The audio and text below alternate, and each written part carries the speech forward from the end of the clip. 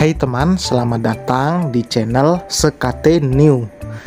Jangan lupa pada teman-teman untuk like, komen, dan subscribe supaya tidak ketinggalan update dari channel ini. Mimin ucapkan terima kasih. Selamat menyaksikan. Bukan perempuan lemah, bab 37. Bu, Ra, ayo masuk. Mereka terlonjak kaget mendengar suara Winona. Ini beneran rumah Hendra? Tanya Bu Sulis. Iya, ini rumah kami. Ayo masuk. Winona berjalan lebih dulu disusul Bu Sulis dan Hera. Masuk ke dalam, mereka semakin dibuat kagum dengan interior dan juga perabotan klasik seperti kaca mewah, lukisan hingga meja-meja beraksen kayu. Di ujung koridor terdapat ruang keluarga yang tak kalah luas dari ruang tamu.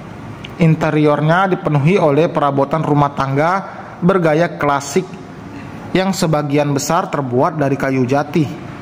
Tampak sentuhan ala istana Eropa pada tangga menuju ke lantai 2. Apalagi dengan tambahan jendela yang besar-besar dan lebar membuat rumah Winona terlihat megah. Hunian mewah tersebut bahkan ditaksir seharga 400 miliar. Ibu sama Hera mau dibuatkan minum apa? Tanya Winona saat mereka sudah di ruang keluarga. Apa saja, saut Bu Sulis masih memperhatikan seisi ruangan itu, karena pertama kali dalam hidup Bu Sulis menginjakan kaki di hunian semewah ini. Buatkan saja teh hangat, pinta Winona pada Nita, pelayannya. Baik Nyonya, jawab Nita. Ini bukan rumah majikan kamu kan? Tuding Bu Sulis. Terserah ibu saja mau berpikir seperti apa. Winona tidak terlalu memperdulikannya. Mbak ini sebenarnya siapa sih? Kini Hera yang buka suara. Bukannya sudah jelas jika mbak ini kakak ipar kamu? Jelas Winona asal. Ia malas untuk menceritakan pada mereka siapa dirinya. Bu Sulis dan Hera bahkan masih belum bisa fokus untuk bicara karena masih tidak percaya. Melihat banyaknya bodyguard dan juga pelayan di rumah itu, harusnya mereka sudah menyadari jika Winona bukanlah orang biasa. Winona hanya santai saja melihat kedua orang itu, tidak hentinya berdecak kagum. Bu Sulis berdiri dan menghampiri sebuah guci besar yang lebih tinggi dari tubuhnya. Guci mewah itu seharga mobil. Ada di beberapa sudut ruangan dipakai untuk hiasan. Selama ini kamu bohong pada kami. Bu Sulis kembali duduk dan menatap menantunya itu. Bagaimana ibu bisa menuduhku berbohong? Kau hidup seperti orang susah bersama Hendra.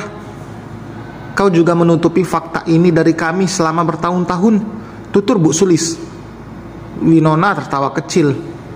Perlu ibu tahu, jika aku sama sekali tidak berbohong. Aku hanya tidak mengatakan jika aku memiliki aset sendiri. Soal hidup susah bersama Mas Hendra, aku memang ingin merasakan indahnya hidup sederhana bersama lelaki yang aku cinta. Coba katakan di mana letak aku berbohong?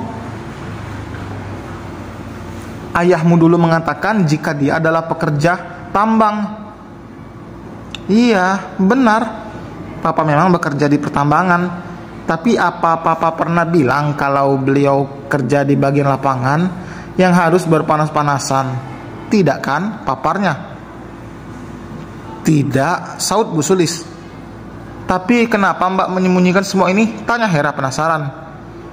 Hanya untuk mengetahui siapa orang yang benar-benar tulus padaku, jawab Winona apa adanya. Bu Sulis dan Hera terdiam. Mereka merasa kesulitan bahkan untuk menelan ludah sendiri setelah mendengar penuturan Winona. Sudah jelas jika Winona menyindir mereka. Sudah ada pikiran untuk baik pada Winona dalam benak ibu dan anak itu. Tapi bukan Winona namanya jika sampai ia terkecoh oleh tipu daya kedua orang licik di hadapannya. Winona akan ikut permainan mereka, ingin tahu setebal apa wajah mereka hingga tidak memiliki rasa malu setelah dulu selalu menghina dan merendahkan Winona. Maaf Nyonya, Bu Cita dari depan, lapor Seon. Aku akan segera ke sana, ujar Winona. Baik Nyonya. Tunggu sebentar, aku ada tamu. Kalau mau keliling silakan saja. Bidah, temani mereka ya, pinta Winona pada pelayannya yang sebelum beranjak. Tidak menyia-nyiakan kesempatan, mereka berkeliling dengan ponsel di tangannya masing-masing, tentu untuk merekam dan akan dipamerkan di sosial media. Tidak tahu malu bukan? Ya, itulah Bu Sulis dan Hera. Mereka penasaran ingin melihat isi di dalam salah satu kamar rumah itu. Ada keinginan mereka untuk tinggal bersama dengan Hendra dan Winona seperti dulu. Apalagi di rumah ini mereka akan dilayani dan hanya tinggal duduk santai saja. Ini bagaimana cara buka pintunya? Tanya Bu Sulis pada Bi Ida. Maaf Bu, tapi tidak ada perintah dari Nyonya untuk bisa membuka kamar ini. Nyonya hanya meminta saya untuk menemani kalian berkeliling, papar Bu Ida. Kamu tahu siapa saya? Saya itu mertua majikan kamu. Mau kamu saya pecat? Bentak Bu Sulis. Maaf Bu, tapi saya tidak bisa mengikuti keinginan ibu. Jelas Bi Ida lagi. Sudahlah Bu, Hera melerai. Padahal ibu pengen banget lihat salah satu kamar di rumah ini, gumam Bu Sulis. Jika ibu memang ingin melihat kamar di rumah ini, saya bisa tunjukkan, tapi bukan yang ini. Jelas Bi Ida lalu membawa Bu Sulis dan Hera menuju ke kamarnya sendiri. Tidak salah bukan? Karena Bu Sulis tadi mengatakan ingin melihat salah satu kamar di rumah itu. Kamar itu luas, ada ranjang yang nyaman dan kamar mandi dalam. Meja rias juga lengkap dengan skincare milik Bi Ida. Sudah jelas ini tidak ada bandingnya dengan kamar utama milik sang nyonya. Tapi Bu Sulis dan Hera bahkan sudah kagum hanya melihat kamar pelayan saja. Mereka bahkan tidak tahu jika itu kamar Bi Ida. Kamar ini ada yang tempati? Tanya Hera. Iya, ini kamar saya. Apa? Bu Sulis dan Hera serentak memekik. Berani-beraninya kau memperlihatkan kamar pelayan pada kami, bentak Bu Sulis. Meskipun kamar pelayan, tapi kalian juga mengaguminya juga, gumam Bi Ida. Ia tidak terlalu risau bersikap seperti ini karena Winona sendiri yang memberikan instruksi. Bu, jika kamar pelayan saja sebagus ini, bagaimana dengan kamar utama ya? Tutur Hera. Sudah jelas lebih bagus lah. Kita tinggal di sini saja lah, saut Bu Sulis. Hanya butuh tanda tangan. Cita menyodorkan berkas-berkas ke hadapan Winona. Aku ingin kau menindak dengan tegas artis yang membuat masalah.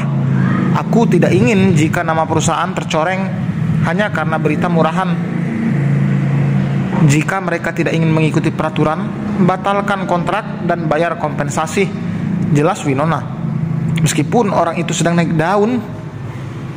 Iya, aku hanya ingin orang-orang berprestasi dan juga yang bisa diajak bekerja sama. Jika mereka tidak bersedia, bisa pergi. Pintu keluar selalu terbuka. Winona menjawab sembari membubuhkan tanda tangan.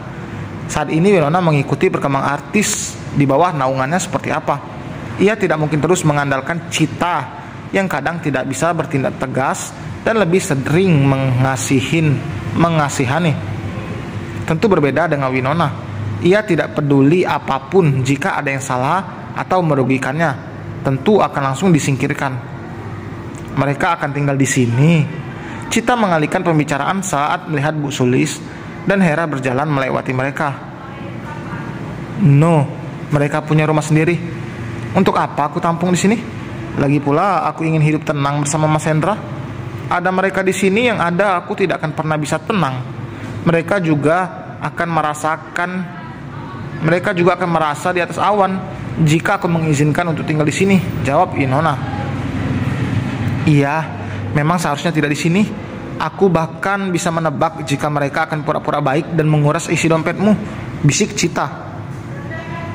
Dan kau juga sudah tahu kalau aku tidak akan memberikan sepeser pun uang pada mereka. Di sini peranku hanya sebagai seorang istri yang diberi nafkah, bukan aku yang menyumbang uang untuk mertua dan adik iparku, papar Winona. Winona bahkan tidak ada niat untuk memberikan uang atau barang atau apapun pada mereka. Bukan pelit, ia hanya ingin memberi pelajaran pada kedua orang serakah itu. Dan selesai teman. Terima kasih telah mendengarkan. Akhirnya sudah terungkap identitas Winona sebagai orang kaya di depan mertuanya. Kali ini berbalik dengan mereka, mulai cari cara untuk pendekatan dengan Winona. Penasaran dengan ceritanya? Oh iya, terima kasih teman-teman telah setia menunggu cerita ini.